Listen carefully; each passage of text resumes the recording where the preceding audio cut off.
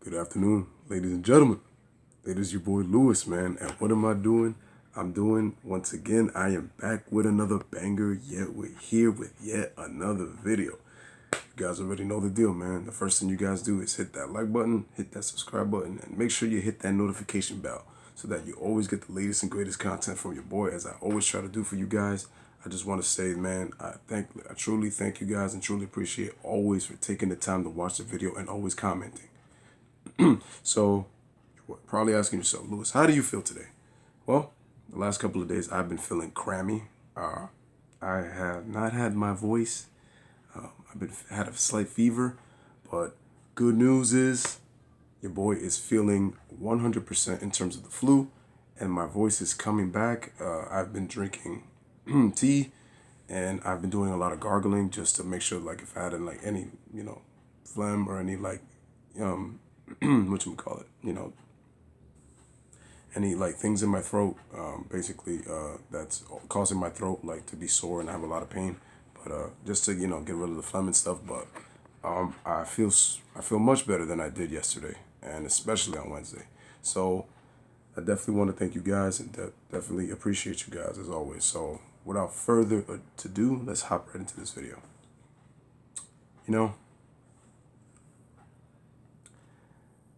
I'm going to break down a couple of topics here. And what I wanted to start with is this whole thing with LeBron James and this groin injury that he has. The Lakers last night, as you guys know, if you guys saw the game, they played the Minnesota Timberwolves last night in Staples Center. Now, let's also remember that the Lakers are without Lonzo. He's out 4 to 6 weeks with a sprained ankle. Rajon Rondo had just came back from a hand injury. So we do got to kind of remember that. But my issue is, I got to ask this question, America, and for all you Laker fans out there, what in the blue hell is going on with the Lakers? Tell me. Because when I look at the Lakers, I understand that you're going to have chemistry issues because it's the first year that you got some new pieces together.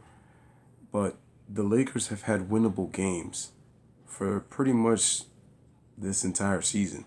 Now, there's games where you could see that they clearly didn't bring their best effort. They were lackadaisical on the defensive end, and teams just took it to them, and they really didn't respond real well. But then there's been other games, and even against good teams, that they have played very well, down to the wire, and late game execution has been their downfall in losing these games.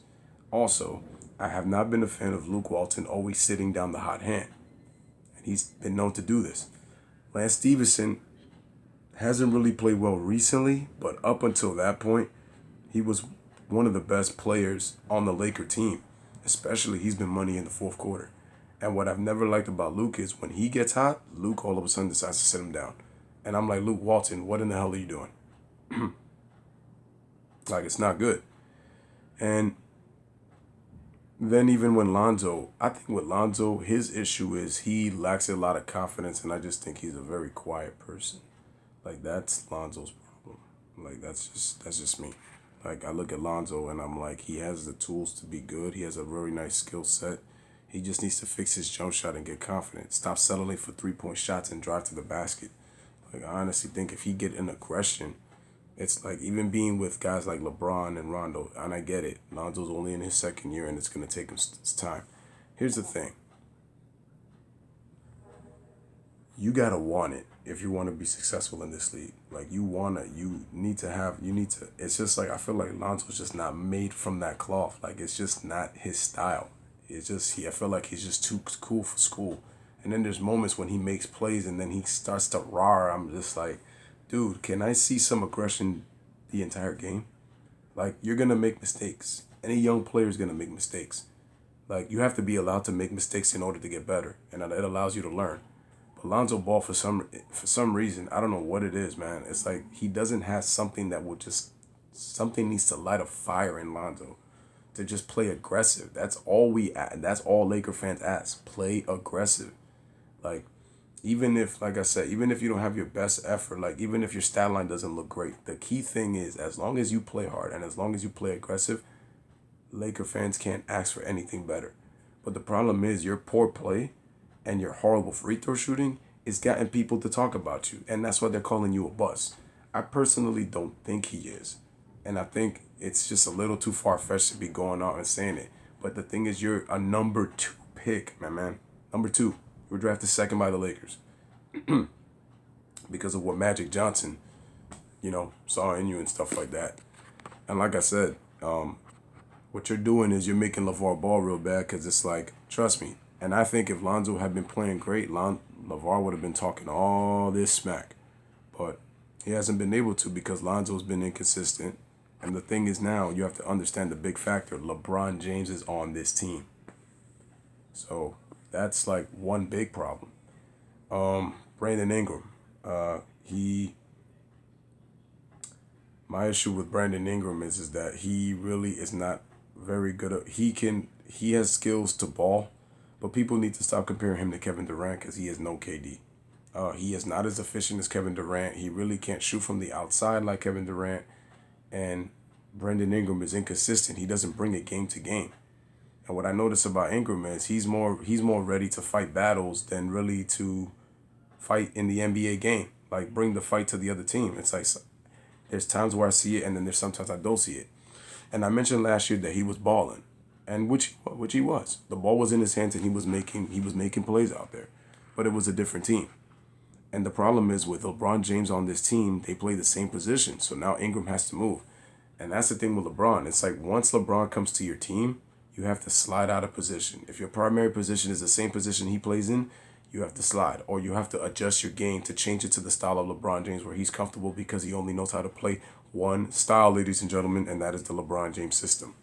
Like, it's no secret. And what also is bothering me is ever since LeBron James got injured on Christmas, they were saying he was leading them in defeating the Warriors. No. Did y'all forget Rajon Rondo was still in the game? Did you guys forget that Rajon Rondo was that calming veteran presence that when LeBron went down with his groin pull or his sports hernia or whatever the injury is, because it's like constantly changing, Rajon Rondo kept those guys mentally focused and into the game. And what happened? Those guys played great defense on the Warriors. You could tell the Warriors they were playing hard, but they were just lackadaisical at the same time. And Rajon Rondo kept the pressure on the Warriors. And it was his leadership and his play that everybody else fell off of. But people want to keep saying it was because of LeBron James. Oh my goodness. Oh my goodness. And now the Lakers are 5-10 without LeBron James and Rajon Rondo up until Rajon Rondo came back last night. They lost to the Minnesota Timberwolves 120-105. This was the same team that the Lakers had a 15-point lead on. Yet they let Minnesota come back. Karl Anthony Towns has been inconsistent for most of the year. He's starting to get his stride. Andrew Wiggins hasn't been consistent ever. I mean, the brother's only shooting 39% from the field, 31% from three, on only, 17.5 points per game? It's truly pathetic for a number 1 pick that was being compared to Kobe Bryant. We can put that to rest because he is no Kobe, and he'll never be a Kobe. He may have the potential, but no. Even his defense has been faltering. But anywho, they lose to the Timberwolves, and now they fall to 5-10. The media's trying to make it go like, oh, LeBron is desperately needed. Here's the thing. LeBron is definitely needed on this team. Anytime that LeBron James is on your team is going to be better. I've said this many times. But I don't want to hear that LeBron instantly makes you a 50-win team. It depends on what system you're playing. It depends on what pieces are surrounding LeBron. See, that's the difference. Because if you're saying LeBron instantly makes you a 50-win team, then that means that LeBron was winning 50 games from his rookie year. No, his rookie season with the Cavaliers, they only won 35 games. Much different team, much different time. That was still in that iso ball defensive era, which people continue to ignore. They got better with LeBron, but they didn't win 50 games. Lewis, man, LeBron's been winning 50 games his whole career. But his second year, he got better. The Cavaliers won, I think, 6 or 7 more games, but again, they failed to make the playoffs. They didn't win 50 games until their third year, until LeBron's third year. So this whole notion that LeBron instantly makes your 50-win team is ridiculous. It always depends on the pieces that you have around you.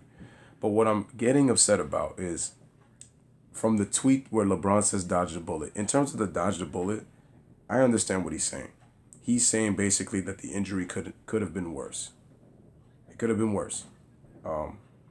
Which I understand, because if it was a lot worse, he probably would be out for such a long time. So he says we'll be back in no time. But notice that back in no time was 15 games ago. And they said that he would probably have been back, I would say, 5 games ago or something like that. One thing I understand, you don't want an injury like that to linger if you come back too soon. Yes, I get that, all that. But you know what I noticed, though? What I'm noticing is that when the team is losing, LeBron is really not showing emotion out there. Kind of like if he really doesn't care. I'm noticing that every time I see him on the bench. It just makes these like faces. It's like blank and stares. I don't know if you guys noticed that, but I noticed that. I noticed that he gets emotional when he's playing and the team loses. That's when he always has this tendency to throw teammates under the bus. I haven't really seen that this year. But I noticed that LeBron, again, like if his team is winning, he'll be cheering. But I notice when he loses, he really doesn't show any emotion when he doesn't play. And that's what I'm seeing from him. And it's like, I'm wondering why LeBron is sitting this long. And then just last night when they were talking about the All-Star votes and the players that are making the All-Star team, you know, LeBron picks his team. And I'm like, are you picking to come back by like All-Star break? I know they're saying that, oh, he's coming back Sunday. But ladies and gentlemen, what if LeBron doesn't come back on Sunday? What if LeBron possibly sits out until the All-Star break and he happens to play in that game? And he's playing with the players that he picked on his team since he's the captain of the Western Conference. What is that telling you about LeBron James, ladies and gentlemen? Oh, Lewis, yo, you're looking too hard into it. It's just an All-Star game. Like, yo, he just want to play with the players. If LeBron is the best player in the world, shouldn't the Lakers not be hovering around the 500 mark? Oh, but Lewis, they weren't going to make the playoffs anyway. Oh, but Lewis, you got to understand that they weren't really a great team. See, that's going to be the excuse by the end of the season if the Lakers have a lower seeding.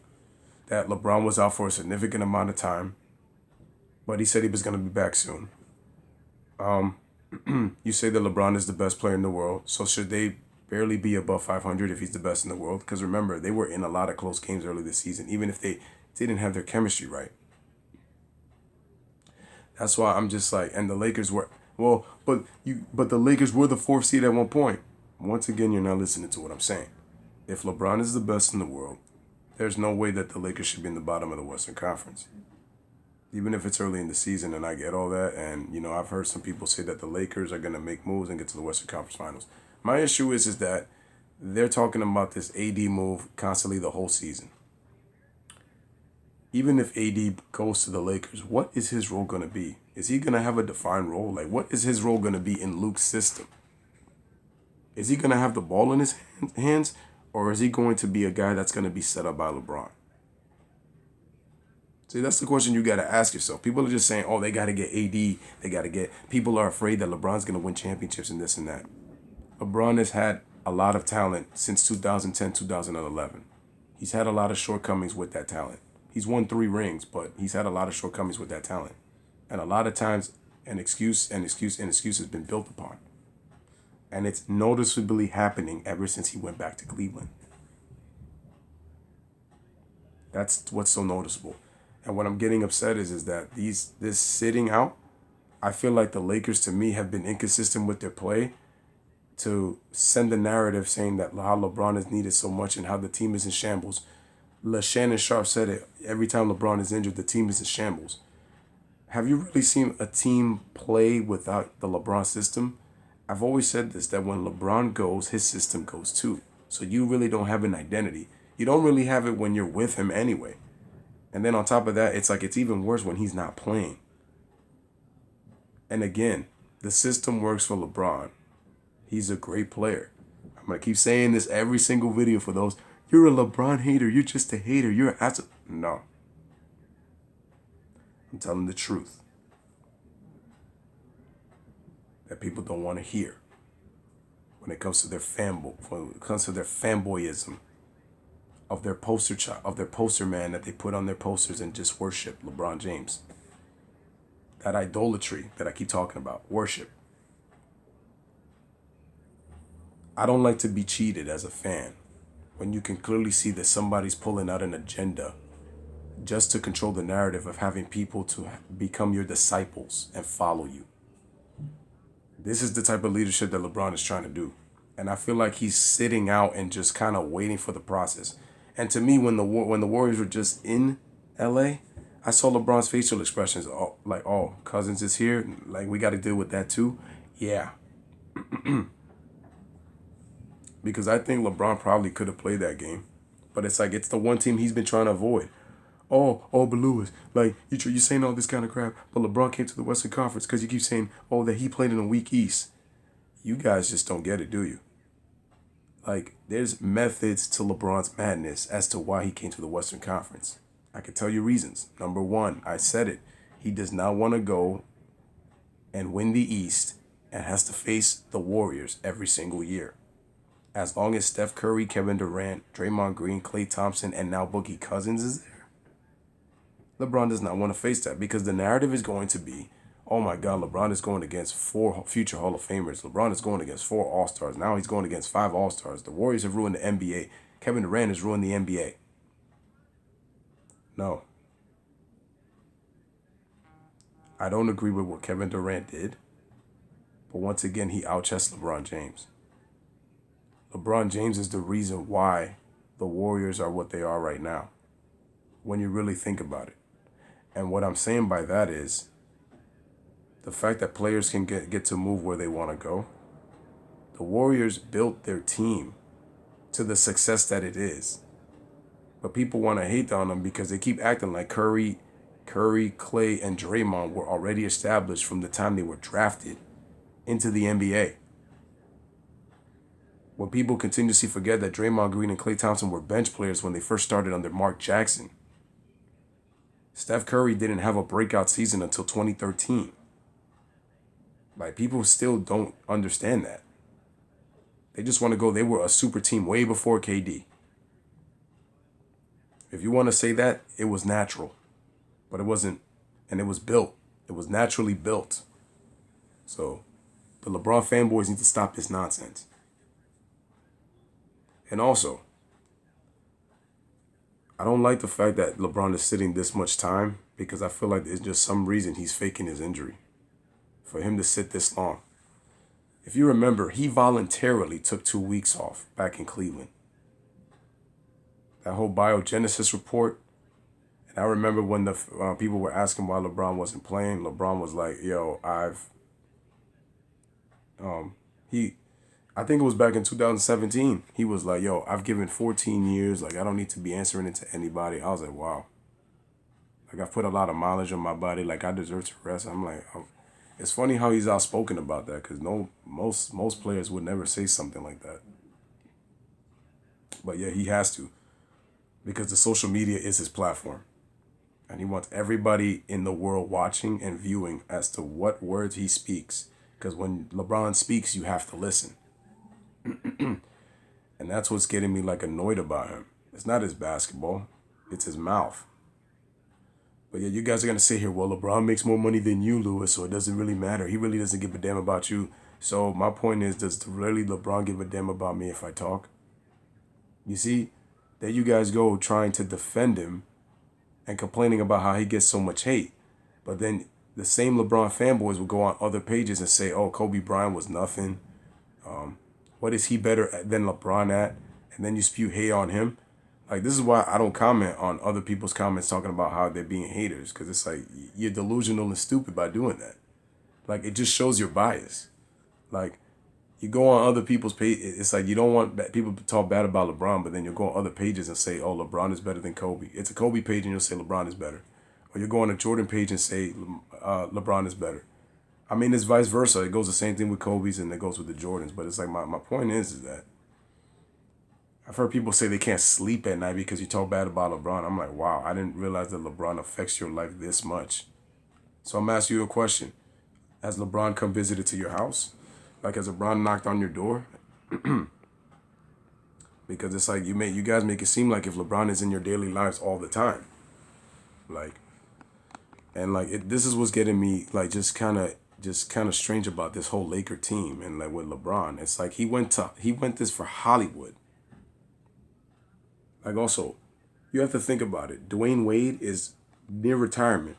He's retiring at the end of the season. He just turned 37 on the 17th.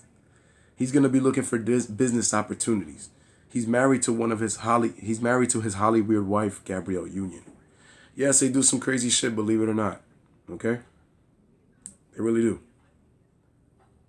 So once he's done, trust me, you'll see Dwayne Wade probably a lot in LA, Hollywood. Why? Opportunities to be in Hollywood. And why he's maintained that relationship with LeBron. It's just not that they're close friends, man. Business. That's one of the biggest reasons why LeBron went to Hollywood. LeBron wants to be a megastar beyond basketball. He's using Hollywood as a platform for his global brand. That's the biggest reason why he's doing it. And deep down, LeBron knows that he's probably not going to win as many championships, maybe one. And people are going to say, oh, wow, well, LeBron, yo, he's amazing, man. Like Lewis, man, like think about it, man. If he wins a championship, he would have won in 3 different cities. LeBron shows loyalty to, him and his family. Let me tell you right now.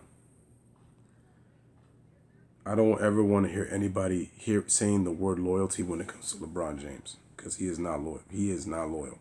Oh, but he played to the end of his contract. He is not loyal. Just because you play to the end of your contract does not make you a loyal player. Loyalty depends on the organization that you play for. When I look at the Warriors, they are a first class. They've shown to be a first class organization. It would be an organization I play for because of the fact that you play extremely hard and the owners care about you. Maybe may not personally, but it's like, again, they care about you enough to show that, they really care in terms about what type of person you are.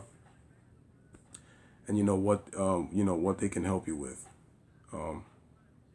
Having a brotherhood like the Warriors are having right now. Like, they care about success, they care about winning, and they pull for each other.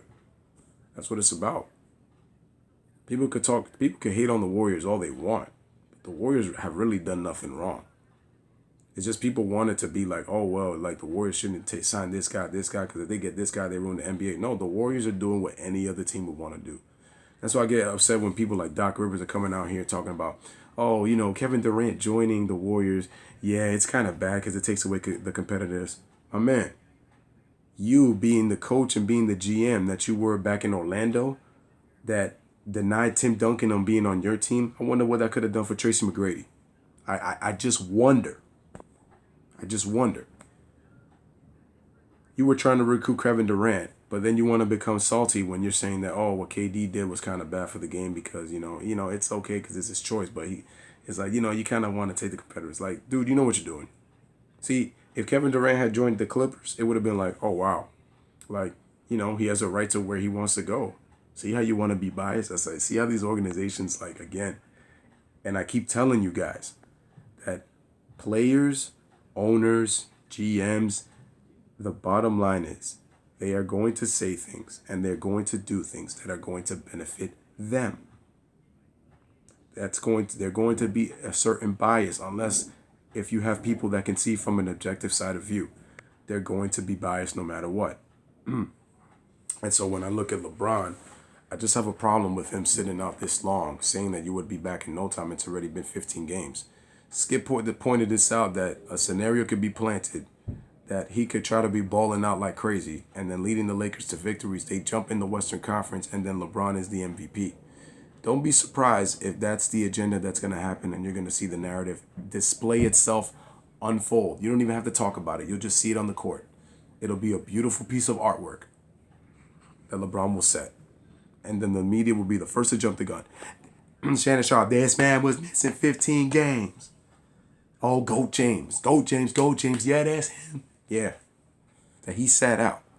Had a groin pull, a sports hernia, or whatever. The media went back and forth as to when he was going to come back. And when that guy came back, oh, flirting with a triple dub. Like, that's going to be Shannon Sharp. And Colin with his analogies, LeBron misses all this time. He comes back. It's just what he does. And Nick Wright, like LeBron, this is why LeBron is the best player in the world, and he's the greatest player of all time over Michael Jordan. Because he is a better all-around player than Michael Jordan. Like, Michael Jordan has never done this. Come back from a groin pull. And then he'll break it down into detail. And then LeBron comes back and then leads the Lakers, and then LeBron wins the MVP. Like, this is what all this is setting up for. And it's also setting up for, yeah, you guys struggle without me. It's to show the Magic, that the Lakers, that, oh, LeBron showing Magic, we need to make a move. And then make the move, I come back, we start balling, and we win because of me. It ain't even going to be because of the trade. It's going to be because of me.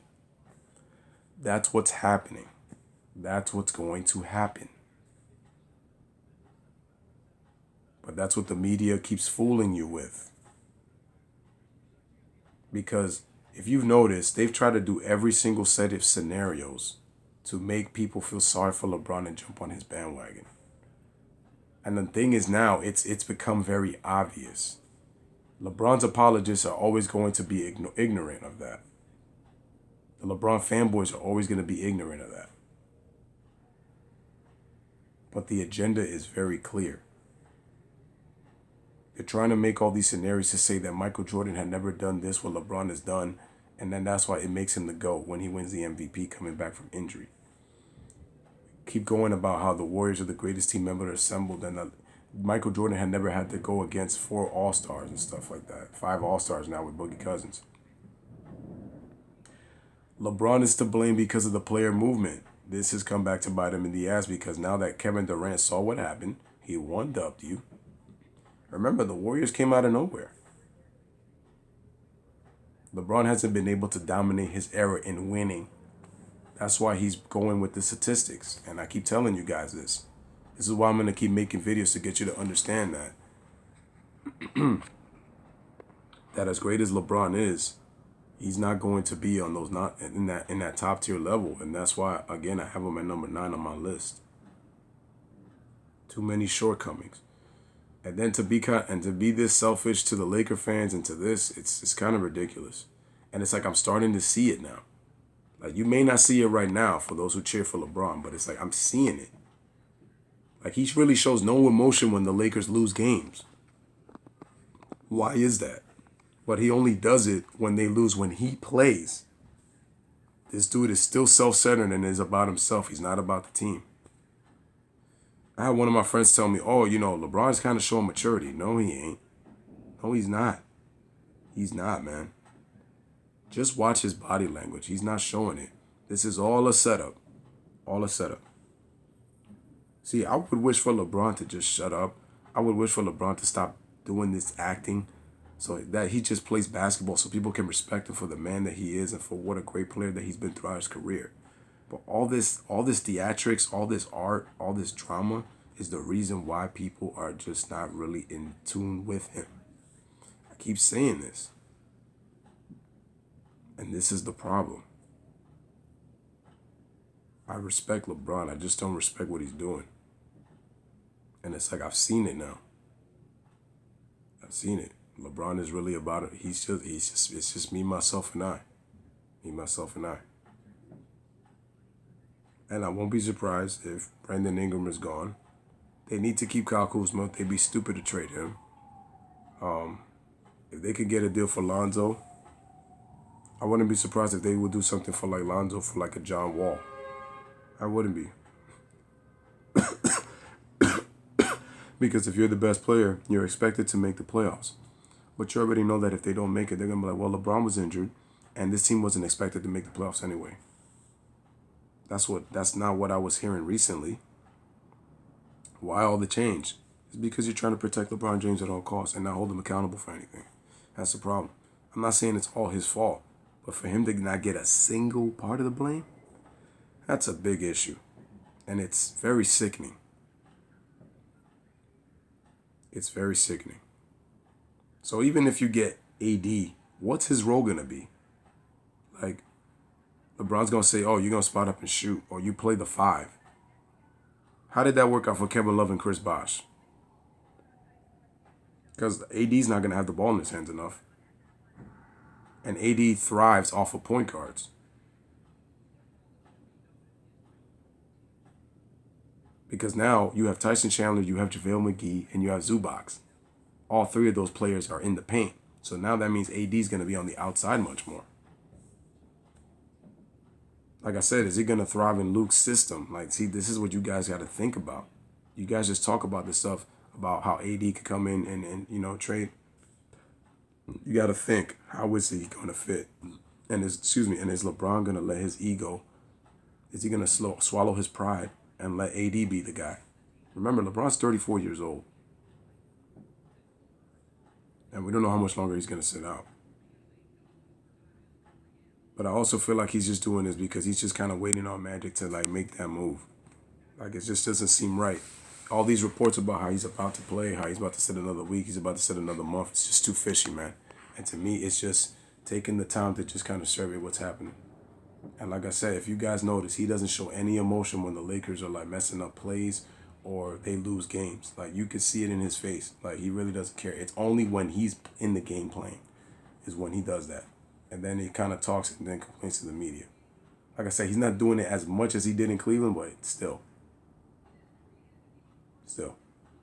So anywho, that was just my take on LeBron James and what's going on with the Lakers and, like, what's LeBron's agenda and what's going on. But once again, man, this is Louis Velez checking back out, man.